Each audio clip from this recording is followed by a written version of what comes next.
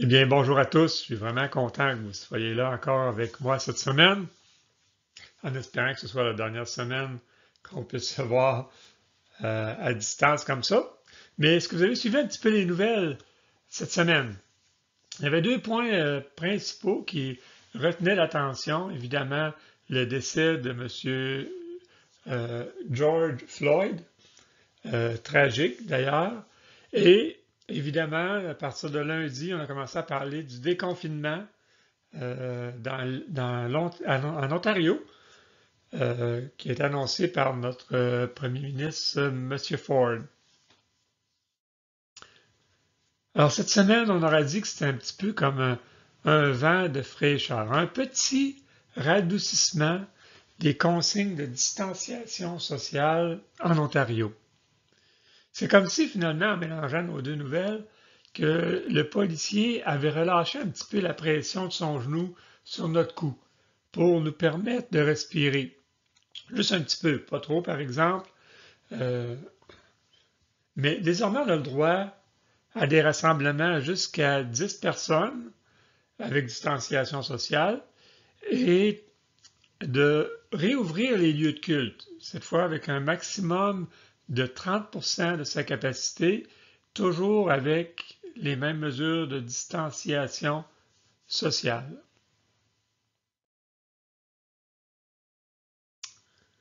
Mais en attendant, euh, voici quelques exagérations, des situations peut-être euh, exagérées que nous avons peut-être pu voir pendant cette période de confinement, de pandémie. Regardez ça avec moi, j'en ai quelques-unes ce matin. Donc, on tourne autour de l'arbre, les jeunes qui tentent de se fréquenter, c'est de plus en plus difficile, même la police peut s'en mêler et leur interdire certains rapprochements. Ensuite, évidemment, il y en a qui prennent le chemin facile.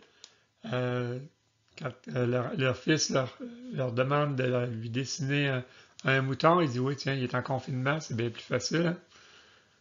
Voilà. Nos fameux aînés, hein? Si c'est nous qui sommes dangereux pour mamie, pourquoi c'est elle qui est enfermée? Et effectivement, on aurait pu se poser la question pendant notre fameux confinement, qui n'est pas terminé en passant, mais qui commence à se relâcher heureusement. Oh, pour ceux maintenant qui ont hâte de retourner faire du camping, ils ont peut-être même déjà commencé. Vous allez remarquer ici que nos roulottes ont chacun leur masque. Donc, c'est un N95 à part ça. Mais effectivement, c'est un petit peu exagéré comme mesure. Celle-ci, hein, on n'est jamais assez prudent. La momie, hein, il y en a partout, du papier de toilette, c'est pour ça qu'il en manque. Et celle-là. Hein, des fois, on voit des effets insoupçonnés au confinement. L'homme qui dit ah, je m'ennuie, je commence à m'ennuyer de ta mère.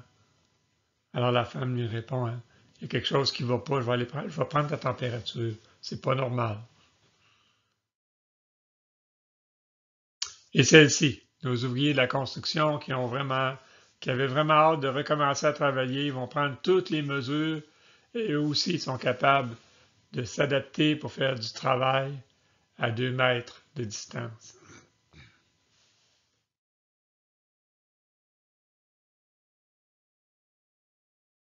Maintenant, côté un petit peu plus sérieux, voici notre histoire de la semaine. Un jour, un cultivateur a planté 2 pommiers sur les 2 côtés opposés de sa propriété. Il a planté l'un d'eux un petit peu plus près de sa maison, mais pour cacher la vue d'un dépotoir qui est un ancien dépotoir qui était là et pour faire fermer comme une haie d'arbres pour pas avoir cette vue horrible devant ses yeux. Donc, il a planté le premier pommier au pied de ce hamas d'ordures. Et le deuxième, il l'a planté près d'un petit ruisseau qui était à flanc de montagne, qui descendait de la montagne, de la belle eau fraîche et limpide, et il a décidé de mettre son deuxième pommier là. Il s'est dit qu'en grossissant, il allait lui fournir de l'ombre pour pouvoir venir s'asseoir et relaxer sur le bord de la petite rivière. Alors les années ont passé et nos petits arbres ont grossi et commencé à faire des fleurs et à porter du fruit. Alors un jour, notre cultivateur décide de se rendre au pommier qui était le plus près de chez lui, donc celui près du dépotoir, et va y cueillir quelques fruits, quelques pommes dedans, qu'il apporte à la maison. Et en soirée, alors qu'il était assis sur le balcon, il a décidé d'en manger une, d'en croquer une. Et il en a pris une, il a commencé à croquer dedans. Et le goût était horrible. C'était sûr, c'était amer, c'était incomestible tellement c'était mauvais. Donc il l'a lancé au bout de ses bras. Et là, il a remarqué le deuxième pommier qu'il avait planté de l'autre côté de son champ, qui était à peine visible, mais qui, même de loin, démontrait qu'il était plein de pommes rouges. Donc il a traversé son champ et il est allé se rendre jusqu'à son deuxième pommier, a pris un de ses fruits, il a goûté. La pomme était sucrée, elle était savoureuse, elle était belle, elle n'était pas toute difforme comme l'autre pommier qu'il était allé voir. Donc il a décidé de cueillir plusieurs de ces belles pommes et les a apportées à la maison. Donc on voit dans cette histoire que le fruit a été grandement affecté par la nutrition qu'ont reçu ses racines. Eh bien, tout comme l'arbre alimenté par la décharge est devenu amer, l'arbre près du ruisseau, lui, a produit un fruit sucré et savoureux. C'est la même chose pour nous les croyants. Dépendamment quelle va être notre source, là où on va s'alimenter. Si nos racines sont alimentées par des choses charnelles, des choses de ce monde, des choses toxiques, comme ce pommier qui s'alimentait de tous ces produits toxiques finalement qui se dégageaient de ce amas d'ordures, eh bien, le fruit qu'on va porter va aussi être toxique. Par contre, si nos racines sont plantées à la bonne place, où on va pouvoir être près d'un courant d'eau rafraîchissant, désaltérant, mais aussi plein de tous les bons nutriments, eh bien là, on va pouvoir porter du fruit. Le fruit du chrétien est la preuve extérieure de sa source de motivation intérieure. C'est là ce que nous dit le texte que nous allons regarder ensemble ce matin. On va tourner dans Jérémie. Donc on sait où c'est Jérémie dans les Écritures. Esther, Job, Psaume, Proverbe, Ecclésiaste, Cantique des cantiques, Ésaïe, Jérémie. Ah, mais là je sais que tous les enfants devaient connaître cette petite chanson. Donc c'est après Ésaïe, on retrouve Jérémie. Donc les psaumes, Cantique des cantiques, Ésaïe, Jérémie. Donc, Ésaïe chapitre 17. On va lire ensemble les versets 5 à 8. Donc voici tout d'abord les deux premiers versets qui ressemblent à notre arbre qu'on voit ici. Ainsi parle l'Éternel. Maudit soit l'homme qui se confie dans l'homme, qui prend la chair pour son appui, et qui détourne son cœur de l'Éternel. Il est comme un misérable dans le désert. Il ne voit point arriver le bonheur. Il habite les lieux brûlés du désert, une terre salée et sans habitants. En contrepartie, notre deuxième arbre, béni soit l'homme qui se confie dans l'Éternel et dont l'Éternel est l'espérance. Il est comme un arbre planté près des eaux et qui étend ses racines vers le courant. Il n'aperçoit point la chaleur quand elle vient et son feuillage reste vert. Dans l'année de la sécheresse, il n'a point de crainte et il ne cesse de porter du fruit. Quel beau texte ce matin. On va se courber pour demander au Seigneur de nous guider dans cette étude. Bien oui, bon Papa du ciel, premièrement, on veut te remercier de ce que tu peux être notre espérance. Seigneur, merci pour un beau texte comme celui-ci et aide-nous, Seigneur, à en dégager toute la richesse, toutes les choses qu'on peut mettre en pratique aujourd'hui dans notre vie. Et ma prière, c'est que chacun d'entre les personnes qui sont en train d'écouter ce message puisse être comme ce deuxième arbre. Seigneur, utilise ma bouche, permets que je puisse être un outil entre tes mains pour nous aider à comprendre la richesse de ce texte. C'est en Jésus qu'on te prie. Amen.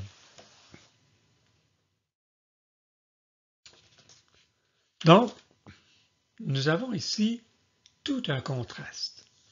Un contraste entre les versets 5 et 6 et les versets 7 et 8. Donc, comparons ces deux personnes, si vous voulez. Tout d'abord, il y a toute une différence dans ce qui alimente ces deux hommes. Au début du verset 5 et au début du verset 7, le premier se confie dans l'homme, dans la chair, alors que le second se confie en Dieu. Donc,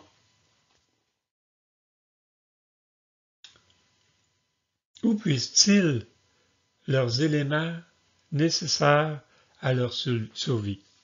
Le premier, lui, se confie dans l'homme ou dans la chair. Donc cet homme place sa confiance dans l'homme, mais au détriment de Dieu. On le verra après. Ça, on voit ça de plus en plus autour de nous. Mais ça peut ressembler à quoi? Quelqu'un qui se confie dans l'homme ou dans la chair?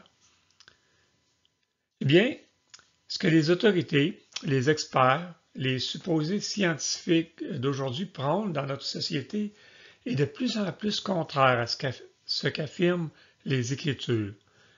Il ne sera donc pas difficile pour nous d'en trouver un exemple concret. Prenons par exemple, et j'aime ça prendre cet exemple-là, la fameuse théorie, et oui, je dis bien théorie, la théorie de l'évolution.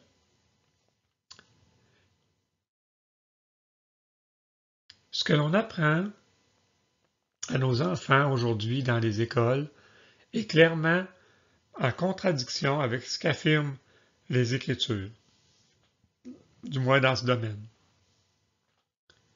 Ils commencent même à ne plus appeler ça une théorie, bien qu'elle évolue sans cesse. D'ailleurs, je crois que le terme théorie de l'évolution, eh bien, dans cette expression, le mot évolution s'accorde avec la théorie et non pas avec nos origines.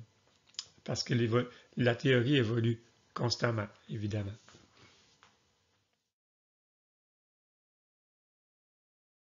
Alors, à qui je vais accorder ma confiance?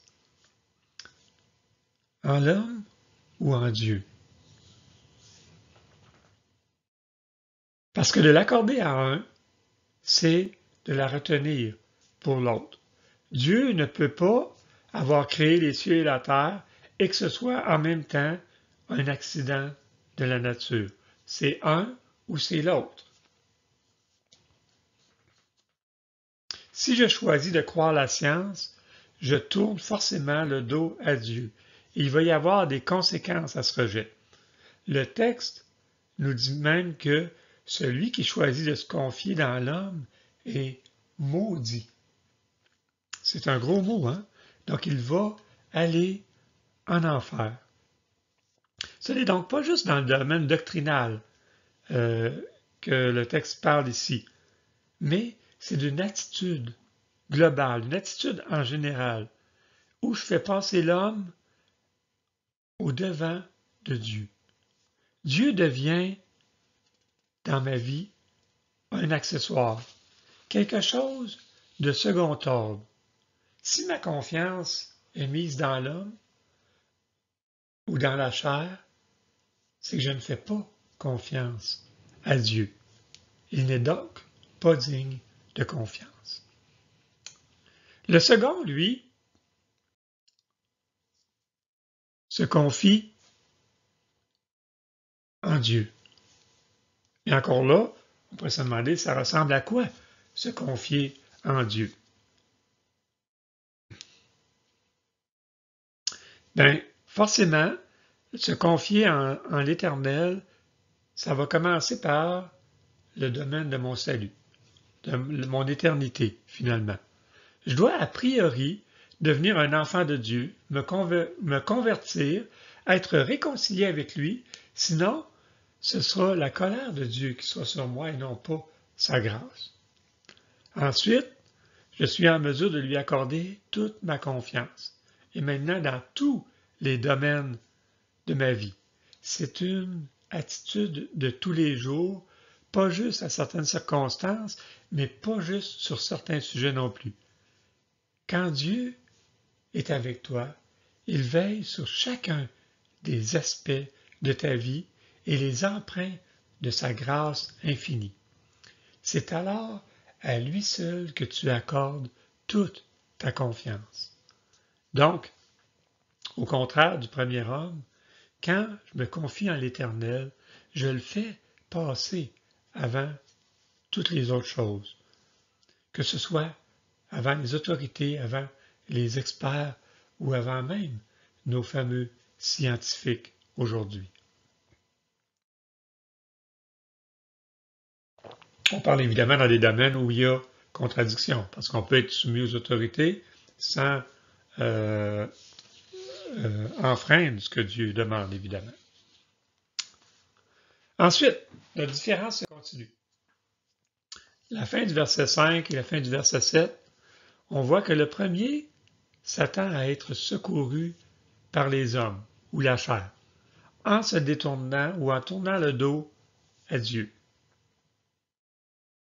Maintenant, c'est quoi s'attendre d'être secouru par l'homme ou par la chair?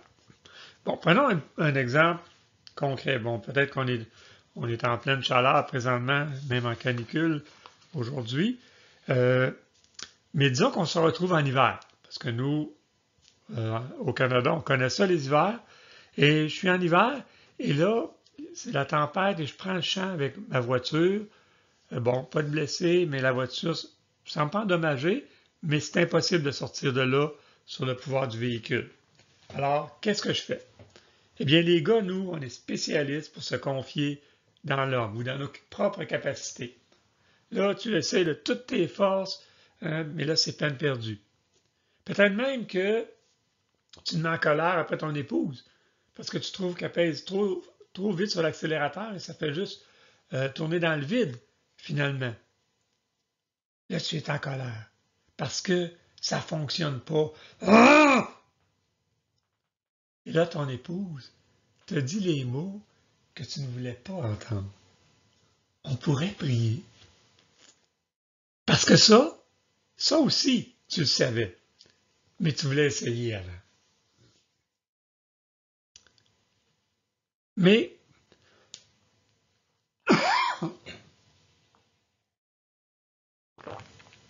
se confier dans la chair, c'est encore bien plus que ça. Parce que comme on l'a dit, celui qui se confie dans l'homme, il est maudit. Donc c'est plus que juste au niveau doctrinal.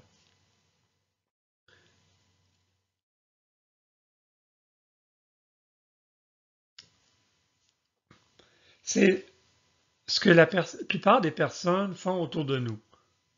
En temps de crise, tu te fies plutôt aux autorités, aux experts, et non à Dieu pour t'en sortir. Dans le fond, tu as bien plus de chances, tu penses que tu as bien plus de chances en plaçant ta confiance dans les humains au lieu de Dieu. Parce que eux sont concrets, eux sont tangibles.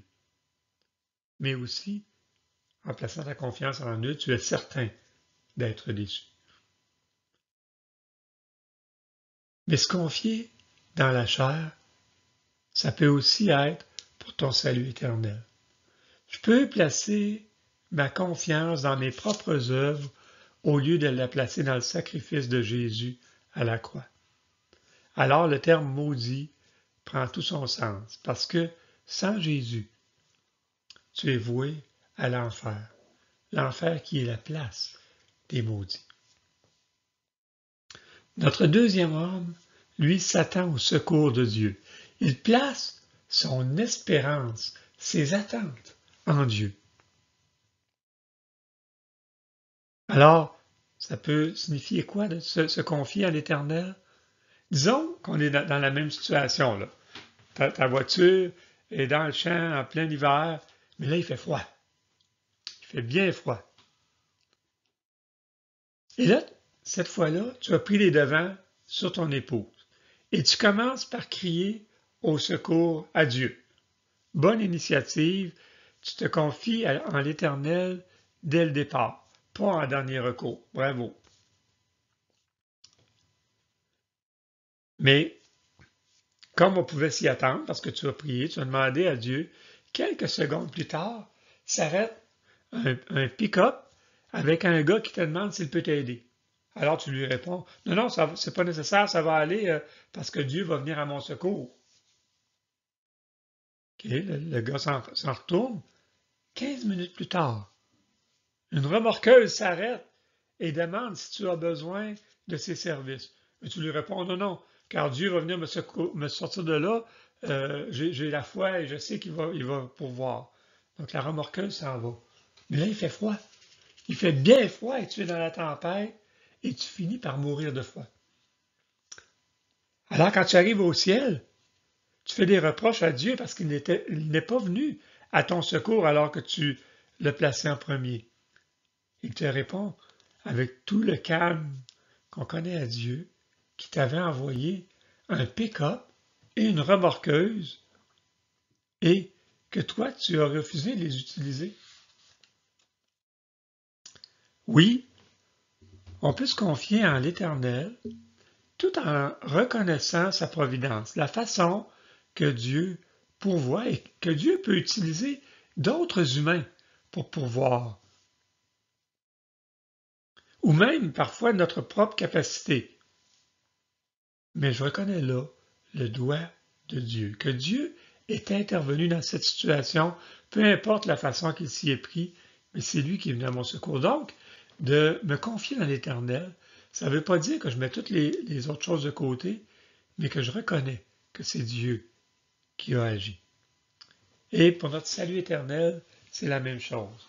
Je place ma confiance en Jésus seul, en son sacrifice sur la croix, mais je demeure responsable de veiller, de me tenir sur mes gardes, tout en sachant que c'est Dieu qui me garde au fond.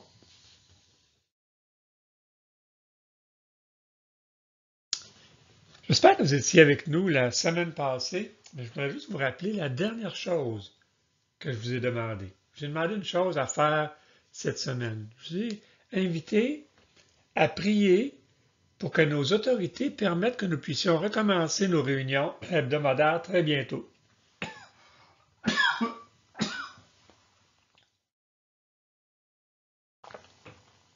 Eh bien, si vous avez écouté la conférence de presse de M. Ford le lendemain, donc lundi passé,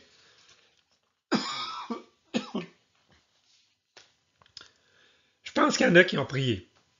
Parce que notre premier ministre a annoncé que les lieux de culte pouvaient réouvrir à compter du 12 juin.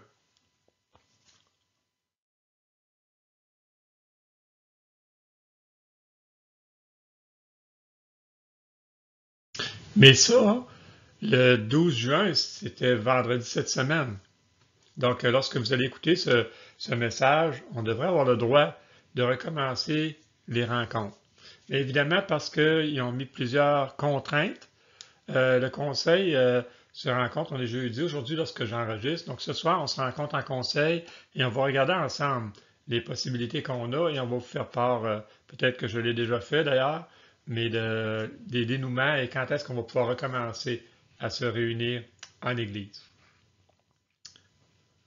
Donc, dans ce contexte, je suis désolé pour vous, Monsieur Ford, mais le crédit en revient à Dieu, parce qu'on l'a prié lui, et c'est lui qui a pourvu, et non pas vous, Monsieur Ford. Par contre, Monsieur Ford, nous pouvons vous remercier d'avoir accepté de vous plier à la pression que notre Seigneur a mise sur vous, même si vous ne le saviez pas.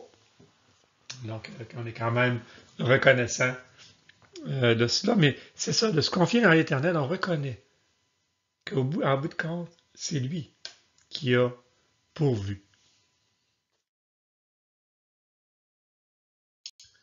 Maintenant, le troisième domaine dans lequel on voit la différence, c'est dans leur résistance aux épreuves, dans leurs fruits, finalement. Et là, j'aimerais ça qu'on relise les deux textes. Donc, le premier ne trouve pas son minimum vital. Lorsqu'on lisait Jérémie 17,6, ça disait « Il est comme un misérable dans le désert. Il ne voit point arriver le bonheur. Il habite les lieux brûlés du désert, une terre salée et sans habitants. »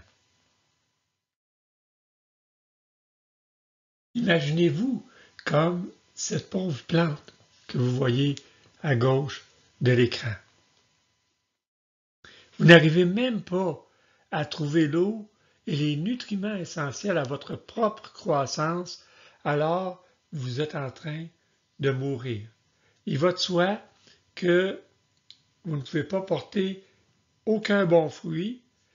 Le peu que vous avez, vous le gardez pour vous et juste pour préserver votre vie, votre existence. Aussi, dans notre illustration du début, le pommier du dépotoir ne pouvait pas donner de bonnes pommes car il se nourrissait de plein de substances toxiques au pied de cet amas de déchets. Les personnes qui mettent leur confiance dans les hommes ou dans la chair vont porter du fruit en conséquence de cette source contaminée où ils s'alimentent. Quand tu t'alimentes chez les hommes, tu produis ce qu'on appelle de l'hommerie.